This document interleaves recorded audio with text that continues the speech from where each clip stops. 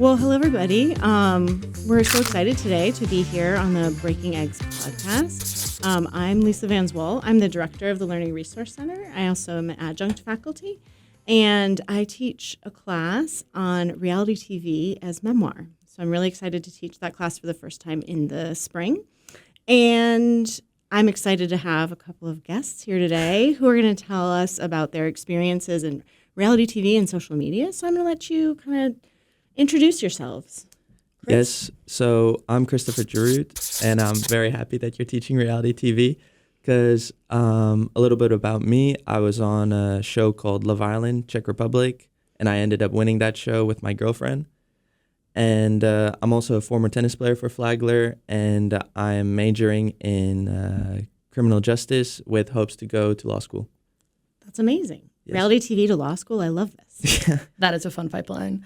Hi, I'm Cam. I have previously done some social media work for Flagler, and right now I'm doing social media work kind of freelance more for myself. But that has led me to some very cool opportunities. So about 2 weeks ago, I got to go watch the taping of the first ever Golden Bachelorette Men Tell All. And that's kind of where my reality TV ties in. But I'm also just a reality TV enjoyer. So I got very lucky. You like Love Island? I have watched, unfortunately, I've only watched the U.S. seasons, but now that I know you, I will be watching the Czech seasons, and I'll be giving you my notes in class. All right, good. Well, what led you guys to participate in this type of stuff? It's not everybody just thinks, oh, I'm gonna try and be on a reality television show. So what kind of started that for you? So for me was, I guess I kind of wanted to. My mother was always talking about that she wants me to find a Czech woman in my life. And I felt like I was in a point. I got to school with playing tennis. Tennis was the biggest part for me. Mm-hmm. And I'm still actually training for a professional tournament for futures, but it's kind of second now. And my mom was always pestering me to get on, to finally find like a wife, I guess. It's very like an Eastern European mentality. Okay. And so I kind of came up with an idea that I'll go on Love Island, which is probably the best thing.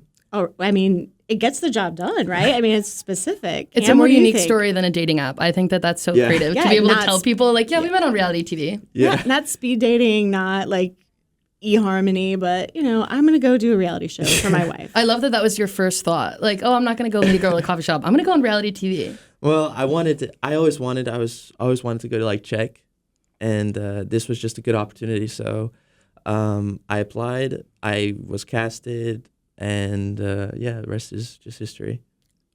That's amazing. Cam, what do you think about, I know you weren't on reality television, but like being a part of the process and the tell-all, what was that like for you? So I guess how I found out about it too, like we were talking about, was through social media. I'm very much, if I like something, I'm going to follow all the accounts. I'm going to kind of stay up to date. And so they posted something that was like, hey, we're, quote, casting for our Men Tell All audience.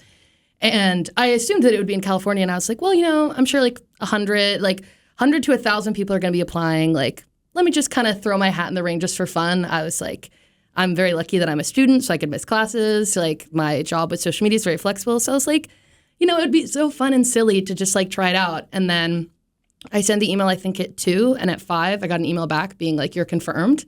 And I was like, okay, I guess I'm going to California. And how'd you get to California? Oh, I took a plane. I paid for it myself. I think my parents thought I was a little bit crazy, but I used my Delta Sky Miles. And also, something about me is I consider everything a networking opportunity. So I was like, I'm going to go be in the audience, but I'm going to go make the most out of this. And so I was able to talk to the host, Jesse Palmer, during a commercial break.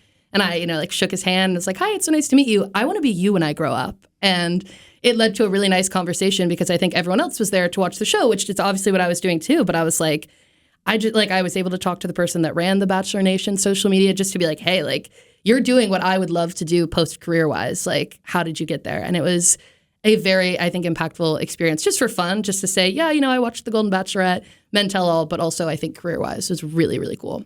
That's amazing. What are some things about the reality TV process that you learned in your experiences that might surprise just the average viewer? I will admit I may have a PhD, but I will dig into some reality TV. I will binge. I love Bravo, anything Bravo, but I'm old school and I love Real World from MTV, The Challenge. I'm all about it. So obviously there's always those questions about what's real, what's fake, is it all scripted? Are these people being told what to say? What did you observe that you can share about your experiences? So for me is, and I've seen a lot of reality show people who've been on reality shows say it a lot of times, is that we're filmed 24/7, and the episode is just 1 hour, which is kind of just, I know everyone says it, but I guess people don't understand that you can edit and put in clips throughout the whole day of how you want, how the director, how the producer, how all these people, and there's a lot of people in the staff. I don't think people understand that Love Island is just a huge project, and it looks like that there's just like 10 good-looking signals running around the island, So it's kind of more structured. Did you forget that there was at a certain point? Oh, Did yeah. you kind of forget about it? Yeah, I forgot right away. Yeah. It just, then we have cameras on the bathroom. Just like, Cameras in the bathroom. I didn't mind that anymore. Yeah, anything. Cam, thoughts? Yeah, I am very glad that I kind of got to go in. It was 9 hours of filming, but once you were done, you were done. So the thought of being filmed in the bathroom, I think, would scare me a little bit. But obviously, I think if you've done that, I think you could probably handle anything. Everyone says that, but if you get in that situation, you forget about it. I'm sure you had a lot else going on in your mind. I hope that the bathroom was the least of your concerns. No, I think very similar to what you were saying, it's such a production. And I think coming from a communications background, they only show the contestants on TV, but it's so cool to see every single person behind the scenes in it. And I actually randomly met a contestant at the airport and started talking to him. And he was saying there was a clip on the show where he was making burgers for everyone. And they showed him making burgers for the contestants. And it was like a very big moment in the show because there was like a fight about how to make burgers. And he was like, I was so frustrated because on the show, they put that I cooked for the contestants, but I actually cooked for the producers, the interns, the production assistants. So he was like, I made 80 burgers or whatever it was, and you never got to see it. And so it was really cool, I think, for me, especially during the actual taping, was to see, okay, obviously, you've got the cameramen and the contestants, but everybody behind the scenes and what exactly they're doing, that was really cool because I'm sure, as you know, you might see 10 people on screen, but there's probably 100 people actually working on the project. It's so interesting to think about the construction of everything. So it's a very constructed type of experience, but at the same time, there is reality to it. You're a real person experiencing those things. And that has to be just really interesting in terms of looking back on it and what you were thinking in the moment. Did you have any moments that you thought, in the moment I felt this, and now looking back, it feels differently to me? Just being on reality show and then watching myself on the screen. Yeah. To be honest, the producers and everything, they do a really good job. Say I talk about something for 20 minutes, then they can take a sentence from that 20-minute talk and just completely summarize everything I talk about. I think they really just put in your persona of how you acted on the show, how you looked like, who you liked, who you didn't like, and they can really summarize your character really well. So I believe that they just do a really good job about that. So how does this kind of affect what you do now in terms of social media? And Cam, I know you do a lot of that as well. So it's also about kind of creating a persona and who you are. So it is you, but it's also a version of you, right? So how do you think about that? I guess this is kind of divulging from the reality scene, but for me, and this is kind of a funny way to look at it, I'm Cam Buttrick, but on social media, I am the Cam Buttrick. And it's almost I kind of consider it an alter ego. It is me, but it's me very ramped up. My audience is mostly Gen Z women, 18 to 25, who are in college. So I consider making content for 100 people that are very, very similar to me and like the same things that I like. And so, right now we're talking and I'm very casual, but if I'm making a video, especially when I'm super passionate about a project, I'm coming in and I'm you're never going to believe this. And I always like to think of my videos as FaceTiming a friend. And so I think keeping that authenticity, but yes, it is definitely a persona. And I've noticed that now when people have seen my social media before they meet me, because at Flagler, it's really small. And so it kind of goes to the grapevine. Oh, Cam makes TikToks. And especially now being in a sorority, it's so funny. A lot of the new members are oh my gosh, we saw you on TikTok. And I think they're so surprised that I am just very chill. And I'm oh, that's so cool. Where I'm not always oh my God, and blah, blah, blah, blah, blah, blah, blah. So I'm Cam Buttrick, and then social media is the Cam Buttrick, if that makes any sense. It absolutely does. I think a lot of things have a performance aspect to it. When I'm teaching a class, I'm a much different person than when I'm just hanging out in the LRC or at my house. Or I mean, we all have those moments in our days where we're a different version, and we're trying to communicate something different. And to add to that, I come from a theater background, and I think that is probably half of the reason when I'm doing social media content, I think it's very apparent that I was a former thespian. I think it really comes out. What from what you've learned at Flagler kind of has informed what you have done in reality TV or social media, or what you plan to do? A person that helped me a lot was Flagler helps me like prioritize. Just I did some classes. Maybe I've took a lot of classes and I don't use that information, but I guess trying to be on schedule and on time helps me a lot. A professor that has helped me probably the most was Dr. Joshua Beal. Just the way he teaches, and he has a very unique take on teaching, makes it that you can learn and be just unserious, kind of at the same time. I don't mean unserious, but very jokingly and get to the point, which helps me kind of with the social media as well. Just trying to really have a good presence on social media, be a good influence for people who want to learn, watch and learn from my content, and potential like brands who are looking, just to show that it's, I don't want to say different than other social creators, but make it just a unique experience when someone views your social media, you know? Yeah, I would say I think Flagler as a whole has taught me the joy of getting to know people in communication. I love that my professors know who I am. I love knowing who they are. Like, you're not just student number 47. They know you. They know my social media. I don't know if it's a good or bad thing, but I had a series a couple years ago because, again, college life, I wanted to talk about my experience on the dating apps. And it was all fun and games until I walked into class one day and my professor said, "Oh my gosh, your TikTok came up on my For You page about you on Tinder." And I was like, okay, the world is a little bit small sometimes.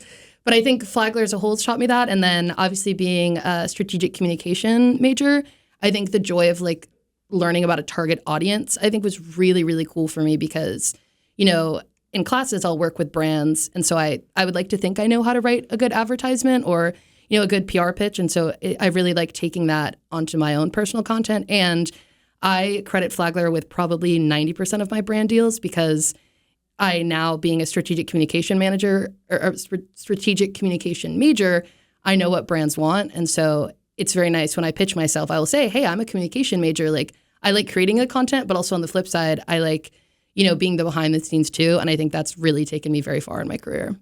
What's the most challenging thing about content creation? I bet we have the same. Being consistent, I'd say. I feel that's very difficult. Consistent and producing good content. Consistent in like your messaging, or consistent in like who you are? Like what? Just consistent. Explain a little bit more. Consistently producing good content, and that means like just posting that video on TikTok, trying to post more on TikTok, on providing Instagram stories. So for the followers who really follow you, for you, have a good image. You know, they just know what you're doing, and then reaching out, doing good reels, trying to grab more of an audience, and then just good posts. And it's just if you kind of slack off in one, if you're not doing good on stories, then I feel like you start losing followers. At least I noticed that when I came out, I wasn't doing good on stories or anything, and people felt like they didn't have a good close image with me. And just really staying on top on, you know, just everything that social media has to offer. Good connection, just trying to get more of a connection as well. Yeah, I would definitely agree on the consistency. I think for me, it's hard when you work so hard in a video, and especially working with brands. The video that you post was probably like, sometimes it's the first draft. Sometimes for me, it's like the 6th or 7th draft. Like, I'll kind of work with the brand and tailor it so perfectly. And it kind of becomes your baby at that point. And so putting it out in the world and it maybe not getting the amount of engagement that you wanted, I think is sometimes hard for me. And then I'm sure, you know, I think everybody on social media, the content you think is going to do so well flops, but then a random video took 2 minutes on is your most viewed video. And you're like, what? Like, it's just, you never know. But as much as it's frustrating, it's also kind of exciting to be like, wow, like I heard a podcaster the other day say, I kind of like when I'm wrong.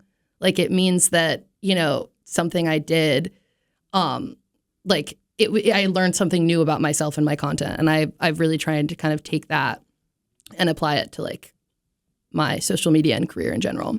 I agree with Cam. It was actually the funniest thing. I was, me and my girlfriend, we had a brand deal with, I don't know, some Sport Vision, some brand. And we took like a whole week filming it. Just a whole week. We were getting up early, like 6 a.m., just the whole day you're filming. And it got like, for us, it didn't do too well. It got 3,000 likes. For us, that's not that good.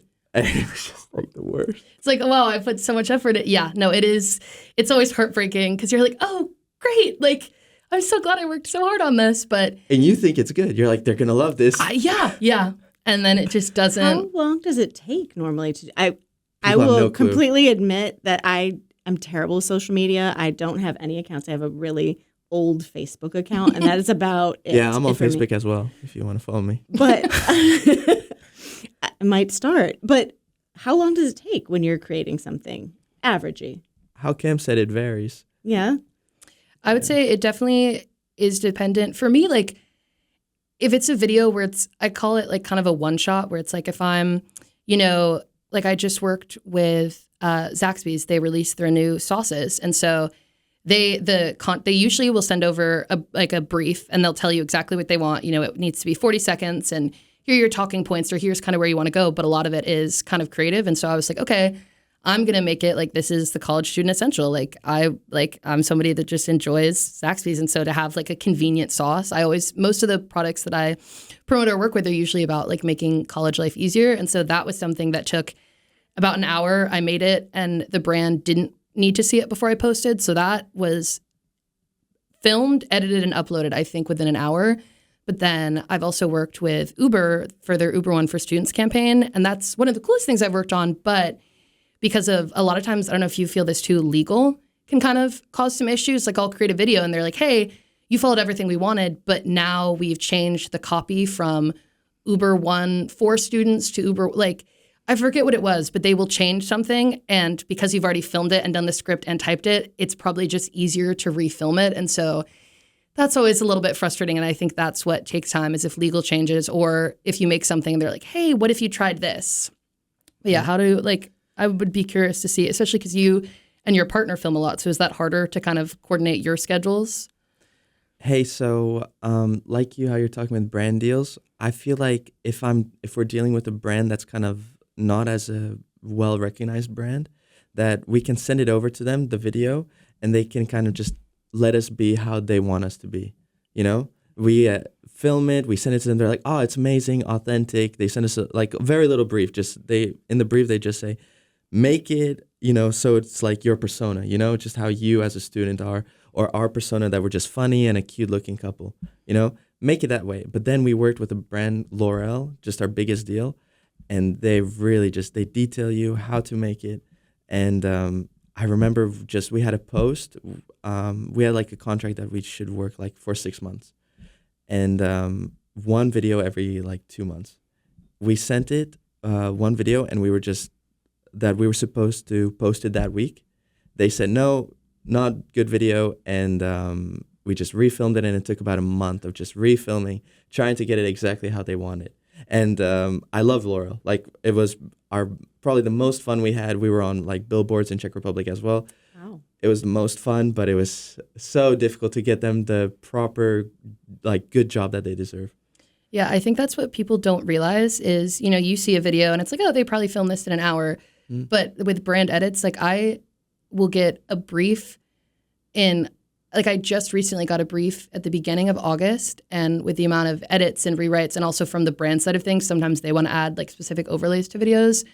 I was able to post it in November. So that's, I think, a really, really big chunk of time of just there's so much back and forth communication that the video may only be 10 seconds long, but it could have taken probably 10 hours of just like nonstop work and editing and fixing. Yeah, exactly. So with all of this work that you're doing for this, it's like a short clip that you see on TikTok, but it has taken you like a month of your life to create it. How are you doing this while you're being students and doing all of the other things that you are doing as students, whether you're an athlete or you're in a sorority, or I know all the students do all of the things. So what does that look like? Oh, for me, it's difficult. I am a bit behind in my classes. You can come to the Learning Resource Center. Great plug, Yes. great plug. But still doing good in classes. Just trying. Gosh, it's difficult to manage everything. It's really difficult.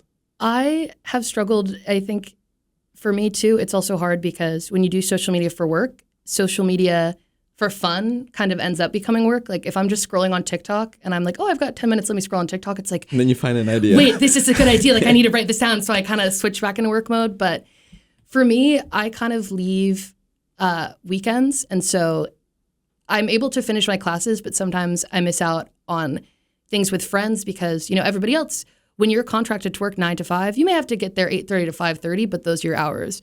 With social media, it's a blessing and a curse that I can work whenever, but there's times when it's like, okay, like it's a really sunny day, and while most people would be like, oh, it's sunny, let's go to the beach, I'm like, okay, it's really sunny, the lighting's going to be good. Let me film this content. I was going to say that as well. Wow. Yeah, that's the worst. Actually, good point by Cam. It's like when you need to get a video done, and that's a really good point by the lighting, that it just, if you're filming a video and the bad lighting is, you just, the whole day you can't work.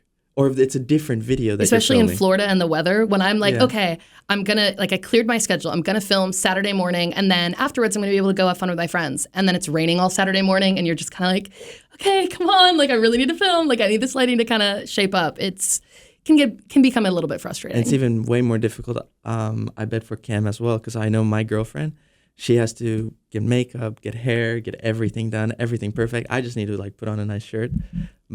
And I just can't imagine how it's difficult for you. It is.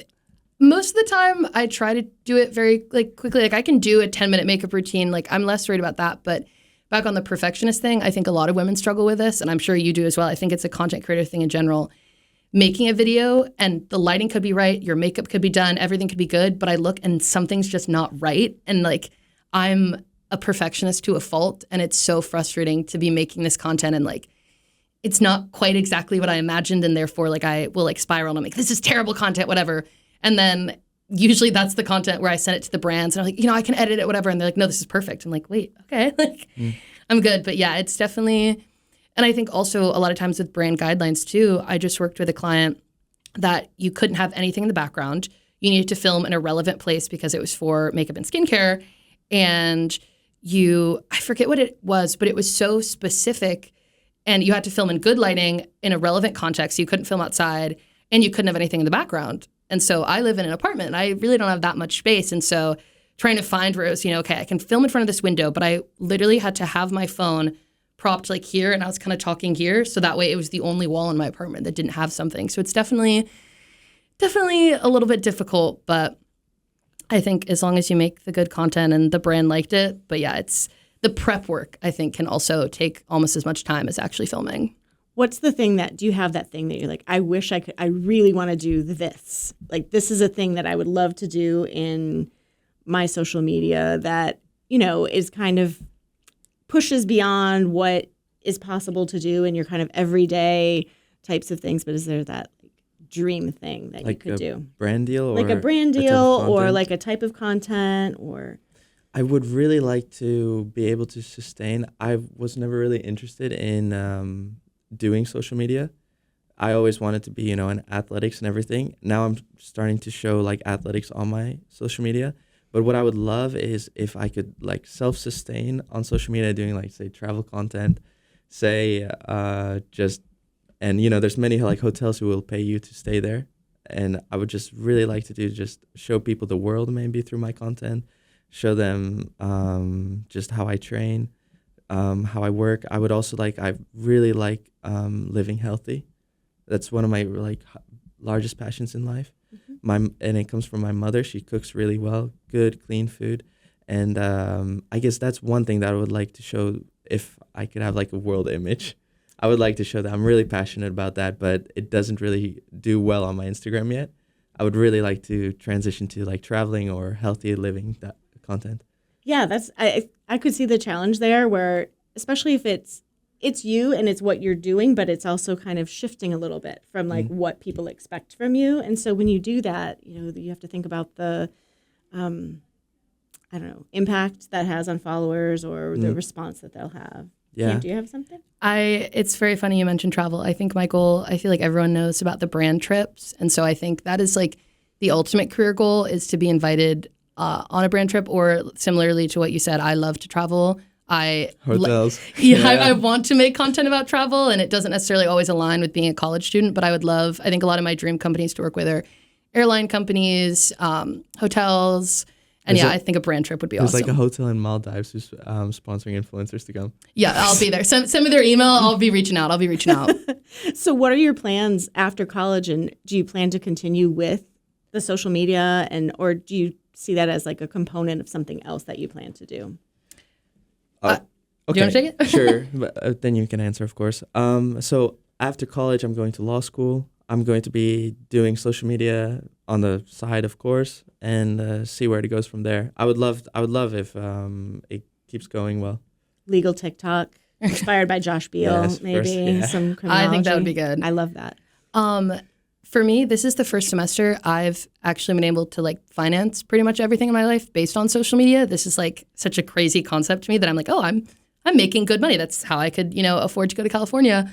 But I know that a lot of what I do is based on college. So I know when I graduate, I think a lot of these brand deals are very focused for students. And so I think and a lot of deals I think will just kind of expire. But ironically, I think I want to go into influencer management. And so I think as much as I love social media, I think keeping it a hobby is a lot better for my mental health. I'm less of a perfectionist, and through a lot of my various internships, a lot of the people I've worked with in influencer management also do, influencing on the side. So I think that's kind of the ultimate goal is, my 9-to-5 job is influencer management, but then on the side, I can make social media content. And I would love to keep social media as a career. I always say plan A is get famous, plan B is do an actual job. So we'll see what happens, but I'm a little bit too type A to just like hope that I get famous. So I'm like, okay, like you make it happen. My backup plan needs to be just as cool as becoming famous. Absolutely. Well, this has been so great to talk to you guys about this. I have learned a ton of things about social media. I know I am not as cool as I look. And you do look pretty cool, the pink sparkly eyeshadow. I mean, I try.